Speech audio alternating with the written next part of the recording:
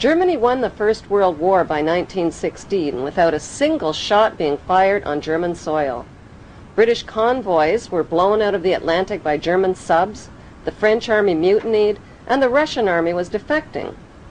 With British Prime Minister Lloyd George up against a wall, Lionel Rothschild and the Jewish Zionists offered the British a deal they couldn't refuse.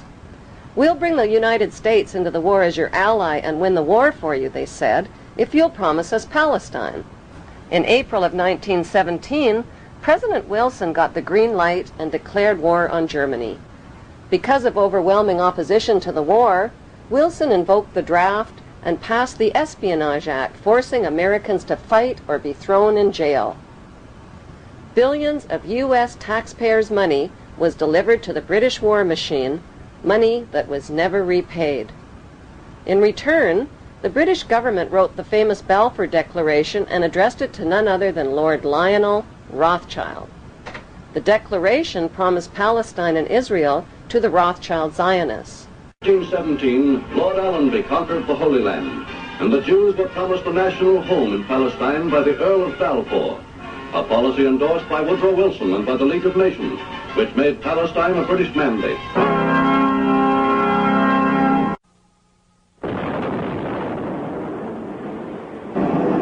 With the fall of Nazi Germany, the Rothschilds wasted no time waving their Balfour Declaration at the British government and reminding them of their written promise to give them Palestine.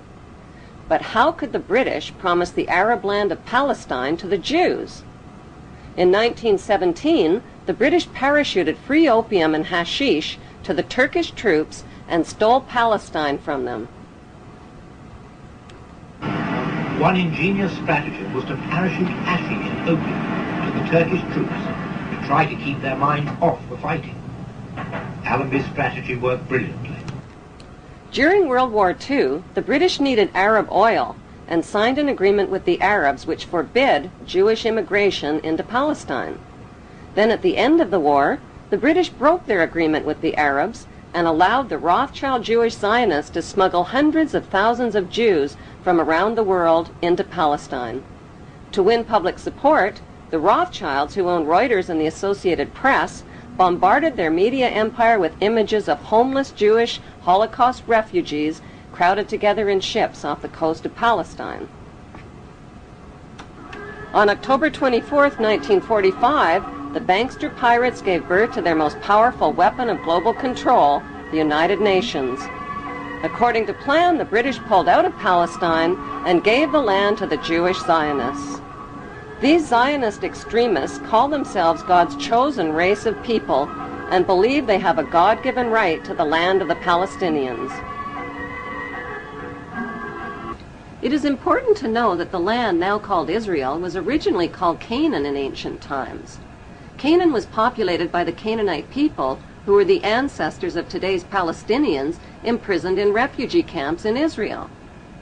About 3,500 years ago, the Semitic Hyksos kings ruled Egypt for 100 years, but were expelled from Egypt into Canaan. The Egyptians called these Hyksos people the Habarus, which means Hebrews. These expelled Hebrews invaded and conquered the land of Canaan and changed the name of the land from Canaan to Israel.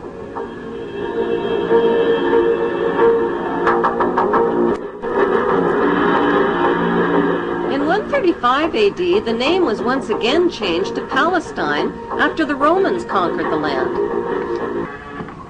In 1948, the bankster-controlled United Nations officially turned Palestine into the Zionist state of Israel. To deal with the millions of Palestinian residents, the Israeli Jews massacred and drove them from their villages and homeland.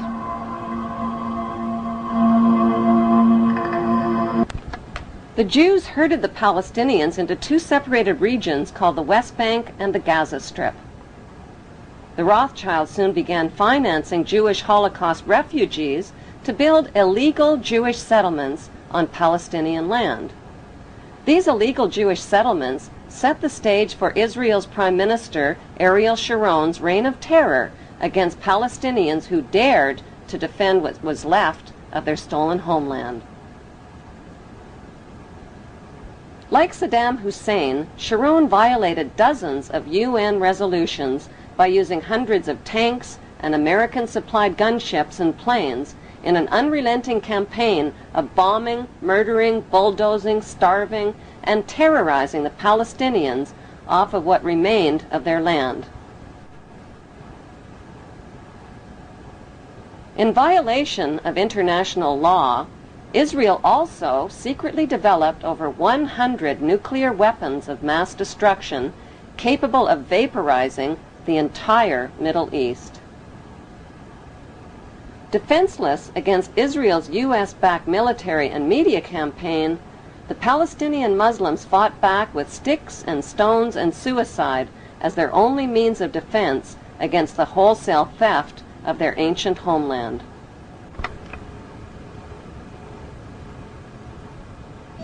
The story of the Bible was written by Hebrew Jews, who tell us that the Hebrew Jews are God's chosen race of people.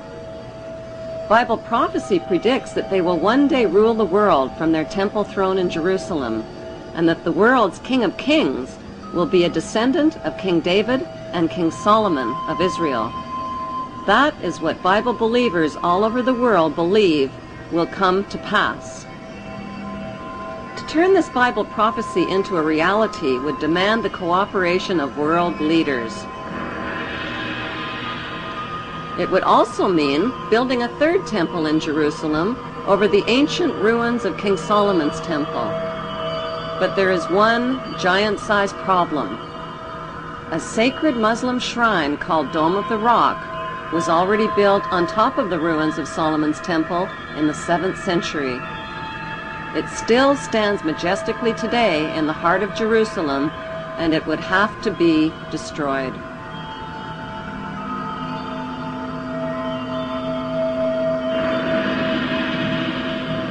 Since Israel is surrounded by not-so-friendly Muslim nations, and with millions of Muslim Palestinians living in Israel's West Bank and Gaza Strip, this Bible prophecy is impossible to fulfill.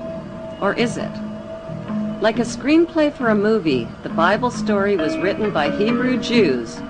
But who is the director and the producer? Is it God? Or is it a special interest group of the world's wealthiest men?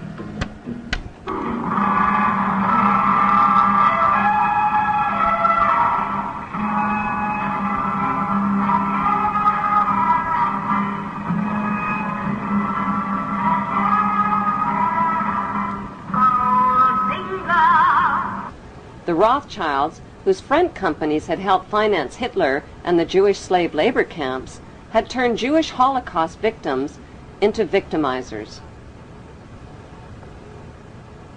Imprisoned inside barbed wire refugee camps, the Palestinians began to resemble the victims of Nazi concentration camps. According to author Simon Schama, the Rothschilds own 80% of the land of Israel. Even the flag of Israel flies the hexagram symbol from the Rothschild family's red shield. The hexagram has 6 points, 6 triangles, and 6 sides on the central hexagram. The numbers 666 are associated with the biblical prophecies that predict an apocalyptic Third World War. The Rothschilds bought Reuters in the 1800s. Reuters then bought the Associated Press, which selects and delivers the same news stories to the entire world, day after day. They have controlling interest in 3 major television networks and easily avoid media attention since they own it. Until recently, they owned and operated England's Royal Mint and continue to be the gold agent for the Bank of England, which they also direct. They control the LBMA, London Bullion Market Association, where 30 to 42 million ounces of gold worth over $11 billion are traded daily. The Rothschilds earn millions weekly just on transaction fees alone. They also fix the world price of gold on a daily basis and profit from its ups and downs. Over the centuries, the Rothschilds have amassed trillions of dollars worth of gold bullion in their subterranean vaults and have cornered the world's gold supply. They own controlling interest in the world's largest oil company, Royal Dutch Shell.